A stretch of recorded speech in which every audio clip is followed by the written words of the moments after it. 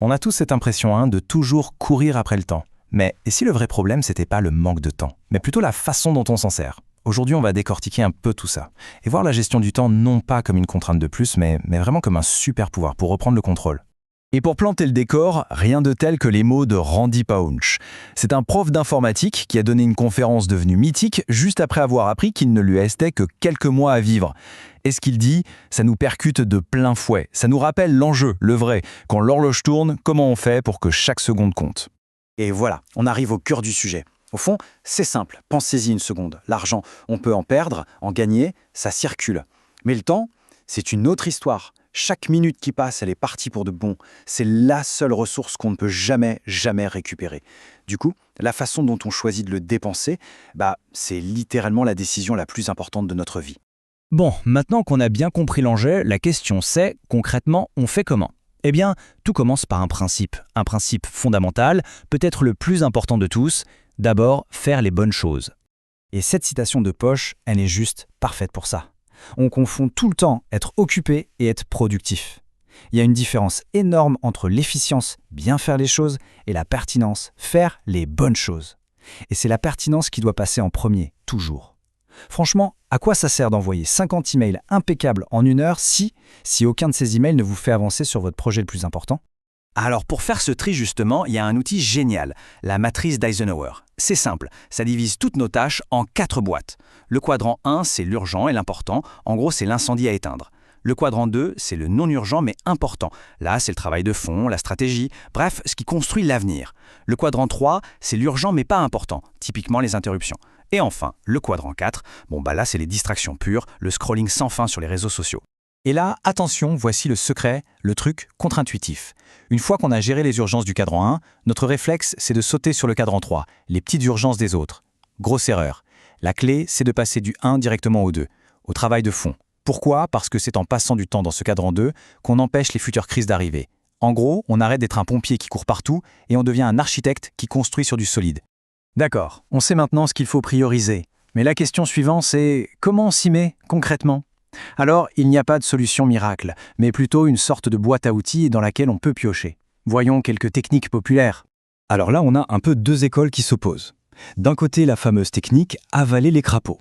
L'idée, commencer sa journée par la tâche la plus grosse, la plus pénible. Une fois que c'est fait, le reste de la journée paraît facile. Et de l'autre côté, on a une approche un peu inverse, démarrer par plein de petites tâches rapides. Ça crée une dynamique, un élan, ça fait un effet boule de neige. Il n'y a pas de bonne ou de mauvaise réponse, c'est vraiment une question de personnalité. Et puis, il y a la technique Pomodoro, super connue aussi. Le principe est d'une simplicité déconcertante. On travaille à fond sans aucune distraction pendant 25 minutes. Chrono. Puis, on prend une vraie pause de 5 minutes. On se lève, on s'étire, et on recommence. Ce rythme de sprints, ça aide énormément à rester concentré et à éviter de se sentir submergé. C'est un peu l'arme anti-procrastination par excellence. Bon, on peut avoir la meilleure stratégie du monde, les meilleures techniques. Si on a interrompu toutes les 5 minutes, ça ne sert à rien. Il est temps de parler de l'ennemi public numéro 1 de notre concentration, la distraction. Et surtout, de voir comment on construit des remparts. Il faut bien comprendre qu'aujourd'hui, on vit dans ce que certains appellent l'économie de la distraction. C'est un monde où des milliers d'applications se battent pour la même chose, notre attention. Le chiffre qui fait mal, 80% des gens qui travaillent dans un bureau gardent leur boîte mail ouverte toute la journée. Imaginez. Chaque petite notif, c'est un coup de hache dans notre concentration. Et on sait qu'il faut parfois plus de 20 minutes pour se reconcentrer pleinement après. Tenez, ce chiffre, il date de l'époque de Randy Pausch, mais il est dingue, 28. C'était le nombre d'heures que l'Américain moyen passait devant sa télé. Chaque semaine. 28 heures, c'est l'équivalent d'un job à temps partiel, et ça, c'était avant les smartphones, avant Netflix. Ça donne le vertige, non? Ça montre à quel point des pans entiers de notre vie peuvent être aspirés par une seule activité, presque sans qu'on s'en rende compte. Alors, les coupables aujourd'hui, on les connaît par cœur, non? Les notifs qui vibrent sans arrêt.